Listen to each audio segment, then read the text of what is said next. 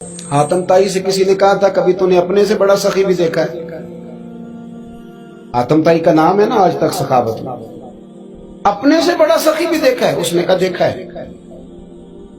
कौन सा? कहने लगा मैंने एक दफा अपने सारे शहर की दावत पकाई तो मैं चेहरे पे नकाब ओढ़ के निकला कि पता करूं कोई आदमी रह तो नहीं गया। तो जब मैं जंगल में गया तो मैंने एक बाबे को लकड़ियां काटते देखा। सब लोग उस जमाने के जितने पढ़े लिखे शुआरा अदीब सब मैंने बुलाए।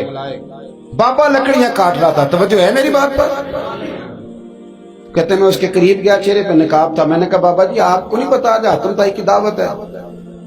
कहने लगा बेटे पता है। तो मैंने कहा जाना नहीं? तो कहते बाबे ने अजीब जवाब दिया। कहने लगा मुझे ना अपने हाथों की कमाई का चस्का लग गया।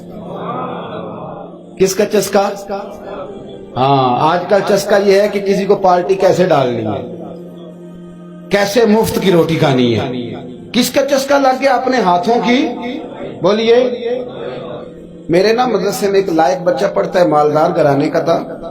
तो थोड़ी सी ना आपको पता है दौरान तालिब इल्मी हमें भी बड़े बहाने आते थे तो ये चीजें याद आती हैं, तो थोड़ा आगे पीछे होता था। मदरसे में काम हो रहा था तो मैं उसको खिड़की में लेके खड़ा हो गया। मैंने कहा बेटे एक चीज तुझे दिखानी है। जब तेरे सामने भुना हुआ गोश्त रखा जाता है तो नखरे करता है। इधर भी आ एक नजारा देख। मजदूर ना सवेरे 2 रोटियों के बीच अचार रख के लाता है और जब वो दोपहर को खाने लगता है ना मेरे भाई, तो वो अचार उसकी रोटियों को भी लग जाता है, पोने को भी लग जाता है। लेकिन जब दोपहर का वक्त होता है तो मिट्टी से लिथड़े हुए हाथ पहले वो जाके टूटी पे धोता है। फिर वो क्या करता है कि वो पानी का प्याला खुद भर के रखता है। तवज्जो मेरी बात पे रखें। फिर वो जमीन पे बैठता है और जब वो पोना खोलता है ना, कभी उसे खाते हुए देखो, यूं महसूस होता है कि दुनिया की सारी नेमतें इसके सामने पड़ी हुई हैं। और टेबल पर बैठकर 22,000 की रोटी खाने वाले इतना शुक्र अदा नहीं करते जितना वो बंदा शुक्रिया अदा करता। या अल्लाह तेरा शुक्र है, या अल्लाह तेरा शुक्र है। और उनको लफ्ज नहीं सीधे पढ़ने आते, वैसे भी लफ्ज तासीर से बनते हैं, तलफ्फुज से नहीं। अहले दिल आज भी हैं अहले जुबान से आगे। सही तलफ्फुज नहीं अदा करना आता, लेकिन जब वो हाथ बांध के कहते हैं ना या अल्लाह तेरा शुक्र है, तो यूं महसूस होता है कि रोटी तो इस बंदे ने खाई है, खाना तो, वरना शादी के मौके पर इतना खाया नहीं जाता जितना तबाह किया जाता है, क्योंकि मुफ्त का होता है ना, मुफ्त का।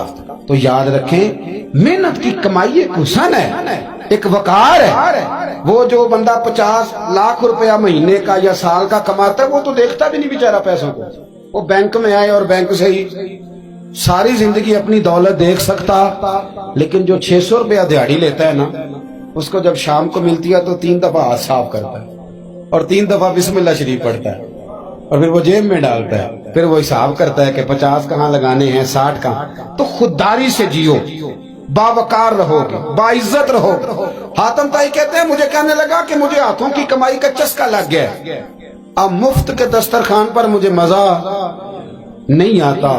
तो कहते मैं तो बस उसका फिदाई हो गया। जब मैं वापस आने लगा तो उसने मुझे आवाज दी।